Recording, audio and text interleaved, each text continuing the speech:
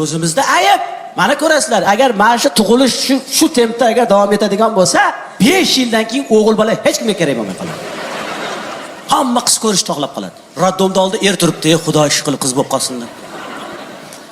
Ey Xudo, bitta qizli bo'lib qolaydi. Xotin! Nima bo'ldi? O'g'il. Nima? Yana o'g'ilmi? O'g'il tug'irasanmi? Bitta qiz tug'bersang o'lasanmi? Yana o'g'ilmi?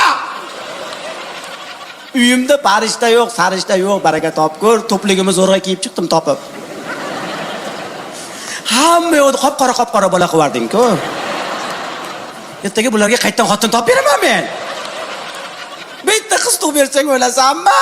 Bitta qiz tug'bersang o'lasanmi? Desa bu yoqda erkaklar buni ovutyapti, birodar. Nolimang.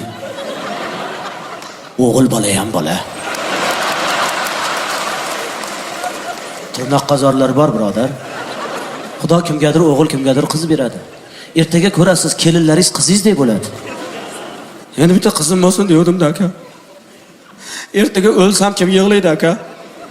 O'lganingizdan keyin nima farqi bor? Biro yig'laydi. O'lgan bo'lasiz-ku baribir. Men bitta qizim bo'lsin degandim-da aka. O'zingizda nima aka? Menda qiz. Voy, qanday baxtlisiz aka.